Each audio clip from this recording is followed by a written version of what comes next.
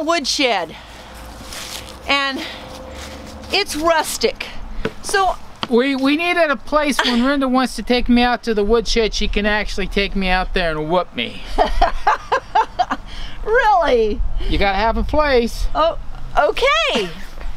She's excited about this, you can tell. I can think of other things to do with you. Okay, let's keep it clean here. Don't look so shocked. Anyway, we found a great set of plans online, and we of course are altering them everywhere. To fit our materials. To fit our free materials that we have. That we paid for. We paid $1 a piece for these boards. Inexpensive, better to say. Used boards, and so we're modifying. Anyway, it's going to be about 8 foot deep and 9 or so feet wide, and just watch. If we can kind of send you the main plans for it, but ours won't look like theirs.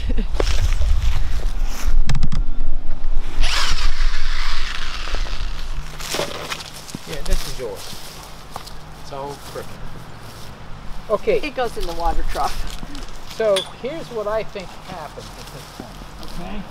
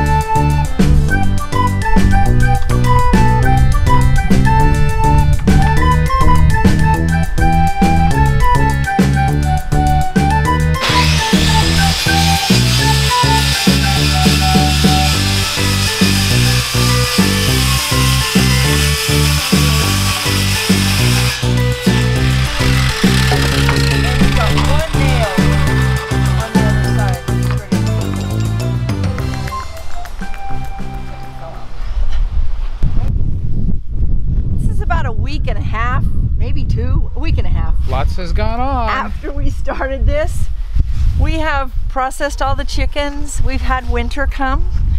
We've done a whole bunch. But this needs to be finished by this weekend. By Saturday. We have some wonderful people coming and filling it with wood with their chainsaws. And we're excited. And splitters. And splitters. Such a help to us. Lots of helping hands. So today we're going to work a little bit more on it. As you can see, it's winter.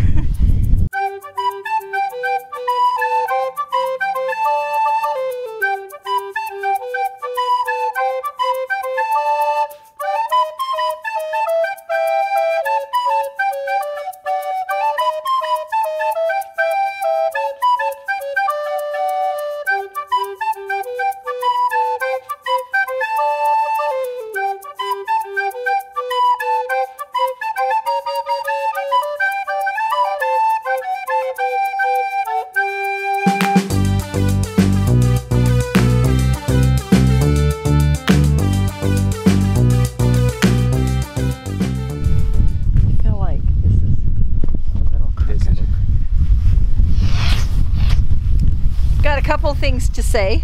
One of our subscribers was admiring how well we work together. And we do. On camera. No, don't get me wrong. I mean, we're together. We love each other. We care a lot about one another. We don't argue. We discuss. We have different opinions. So we approach every task. Well, I shouldn't say every task. That's pretty extreme. I can't think of one that it doesn't apply to. But most tasks, we approach them differently. From opposite ends. Like when we're folding a tarp, I'll turn it one way, he'll turn it the other. I mean, it's just crazy how different. So yesterday we had to fold up this gigantous tarp, and I thought, not even gonna care about my way, I'm just gonna follow him. Okay, he's doing it that way. Okay, he's doing it that way. Okay, he's doing it that way. Guess what? It went really well. Not that my way's better. It's just that we were both going in the same direction. So how do we work together with so many different projects? We talk about it. We discuss it. We look at it on paper, because two heads is better than one. And then on camera, we cut out all of the parts where we didn't agree. That's not true. It's true. It isn't true. Like this one, she'll probably cut it out. Jim, that's not true. You're right. You're absolutely right. I know I am. Okay, so I just want to explain that we have to bounce things off of each other so that we don't make mistakes, so that we don't cut no matter what we're doing, short. One of us is making a mistake and the other one probably isn't, and we just have to go back and forth until we decide which one is right and which one is wrong. Oh yeah, you're right. Oh yeah, you're right. Sometimes we're both wrong, and then we have to start over again. And sometimes we're both right, and we have to decide which way we want to do it. But we don't just, this isn't just put on the camera. That's not what we're trying to say. The trick is to not give up, to not quit. The trick is to say, okay, we can get this figured out together. And you have to, because so many times he'll come and he'll say, Rinda, I think if you do it this way, it's going to be wrong. And when I finally see it, because I'm a really visual person, I'm like, oh my goodness, you're right. Or he'll measure something and I'm like, let me measure that again. And we what's it called? I don't know what you're saying. We counter each other. Oh, okay. We balance. We balance each other with that. So I don't want you to think that our videos are fake. They're not fake. They aren't fake. This is very real, what we're doing here. And we've discussed it and talked about it. And even as we stood there, we're like, so which way shall we do this? Because when you're in your bedroom talking about it, it's way different than when you're out. Well, the realities, you know, this, for instance, we were talking about the spacing of the beams on the top, that they're going to be 2 foot on center. Well, it's not exactly 12 foot wide, it's 11 something. So obviously one of them is not going to be. We had that all figured out. We get out here and we realize, wait a minute, from the ends to where the uprights are here, which is where one of the beams needs to fasten to, that's not gonna do our 2 foot on center, and we have that at both sides, and to have it be properly sturdy, we need that fastened. Oh, okay, so we have one on the end, one fastening onto the uprights that are here, and then between those two, it'll be 2 foot on center, with one of them probably being a little bit different. And I don't know if that makes sense, but the point is, it's an adjustment to what we had already talked through. It is. And the other thing we're doing is using materials we have. So on the end here, you'll see a seam right here. Because we had to join two boards together. And to go across the top and make the ones that go down that our roof is going to go on, we are going to have to make them every one together. Of them. Every one of them. We're going to have to join them to make them together. And the boards that go end to end here is going to be the same thing. Because we're not going to take $50 and go buy new boards. We got some boards. We're going to make it work. We have lumber. And it's a firewood shed. Yeah. I mean, you know, it's going to work. Yeah. And besides, it's not going to be big enough. We're going to end up making smaller ones that go out. So, hey. Anyway, let's go cut these. You are not going to see the roof on this video because I got to get this video on. But we'll have a part 2 where you'll see the whole thing, and we'll show you some of it on Saturday with everybody working. Yeah, we don't know that this will get finished tomorrow. It depends on weather. It depends on what else comes up. Yeah, I mean, it's about 25 degrees out here right now. It's not bad. As the sun is shining, just like it does in Colorado. Still day, not a lot of wind going on, so it feels great, actually. Okay, so the second thing that I have to talk about on this video is I had 2 different people comment on this hat, that they love this hat. So I wrote on there why this hat is so special.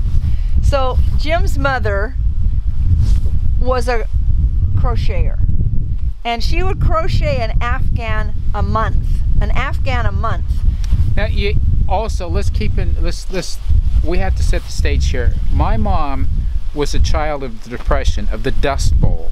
Yes, as well. In Kansas. So she grew up in a home, 5 kids. The dad left at some point in there. Extreme poverty. And so here we have a mom in Kansas during those hard times without a husband getting by. So my mom grew up learning how to get by. She really did. So that's where she's coming from. So every Christmas, his mom would make the boys gifts. Our sons.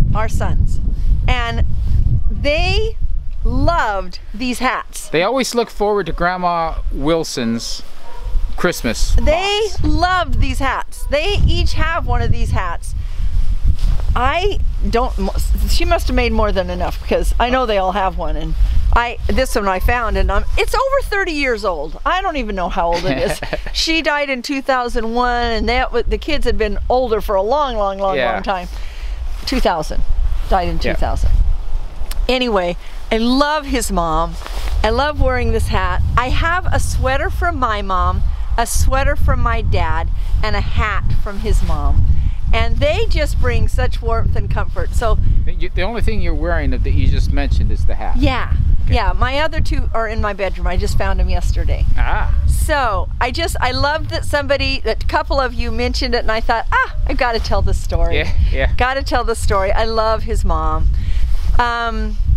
So this is our project, and this is our snow, and we are having such a good time. And the animals are doing great. The animals are doing great. I added a lot of hay into the pigs' pen, and you can't even see them in there now. They're into their little shelter. They're kind of down under the hay. Really? And they come out and they're just covered with hay. So I actually took some fresh water to them, and they came out to see what I was doing. Well, I love my Canadian friends. Lois talked about her chickens, and they don't put lights on, and they're doing just fine. And yeah, we'll say this about insulation. About pigs in water. You don't have to break the ice for them. If you pour water and they step right on it, they break the ice for you. Okay. Pigs are amazing. All right, and we've had some people join our newsletter. So yes, yay! And I'm good and cold just standing here, so I got to go back to work. We're gonna go build the roof. See you later.